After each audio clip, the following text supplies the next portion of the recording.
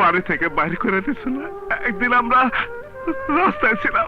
একটা সময় ঢালিউড মানে দীর্ঘশ্বাস, হল ফাঁকা, পোস্টার ঝুলে আছে কিন্তু দর্শক নেই, পাইরেসি, অশ্লীলতার অভিযোগ, প্রযোজকের মুখে হতাশা, সব মিলিয়ে ইন্ডাস্ট্রি তখন আইসিইউতে। ঠিক সেই সময় বুক চিতিয়ে দাঁড়িয়েছিলেন একজন, নাম তার মান্না। আমার আম্মা যেন মরার আগে শুধু একবার হাসবে, ওই হাসিটা আমি দেখতে চাই। তাকে তখন বলা হতো একাই 100। অতিরঞ্জন মোটেও না, তিনি ছিলেন নায়ক, ভরসা এবং শেষ আশ্রয়।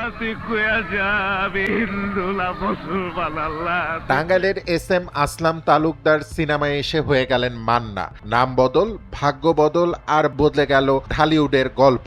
90-এর হল কাঁপানো সেই শীষ তালি আজও নস্টালজিয়ার সাউন্ড ট্র্যাক। সংলাপ বলতেন বজ্রকণ্ঠে, অন্যায়ের বিরুদ্ধে দাঁড়াতেন চোখ রাঙিয়ে। দর্শক ভাবত এ তো আমাদের লোক, এ তো আমাদের রাগ, আমাদের প্রতিবাদ। আমার ওসি জব্বারে চাই। 1984 সালে নতুন মুখের সন্ধান প্রতিযোগিতায় থেকে তার যাত্রা। প্রথম অভিনীত সিনেমা তওবা, তবে আগে মুক্তি পায় পাগলি। দীর্ঘদিন সাইড নায়ক, অপেক্ষা, ধৈর্য, লড়াই। তারপর 1991 সালে কাশেম মালার প্রেম এ মূল নায়ক। ব্যাস, গল্প পাল্টে গেল। মান্না আর সাইড লাইনে নন, তিনি এখন কেন্দ্রবিন্দু।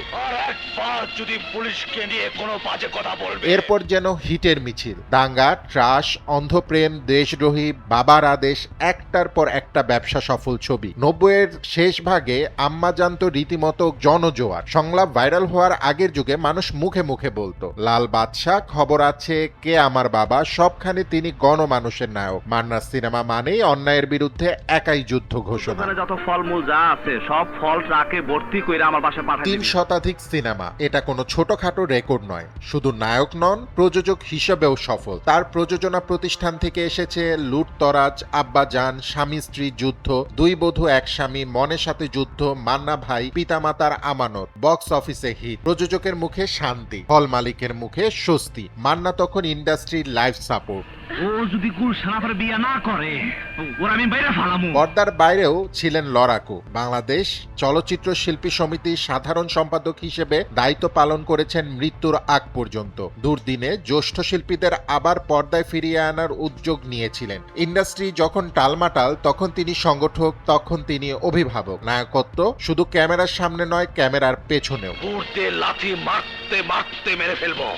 2008 সালের 17 ফেব্রুয়ারি হৃদরোগে আক্রান্ত হয়ে মাত্র 44 বছর বয়সে বিদায়। হঠাৎ থেমে যায় এক বজ্রকণ্ঠ, কিন্তু থামে না স্মৃতি। 18 বছর পরও মান্না মানি হল ভর্তি দর্শকের গর্জন। তিনি প্রমাণ করে গেছেন সত্যিকারের নায়ক সংকটে জন্ম নেয়, আর একবার জন্মালে ইতিহাসের জায়গা পাকা করে নেয়। দোকানে যত ফল ছিল আমি সব নিয়ে আইছি। ফুয়াদ রুহানি খান, NPB।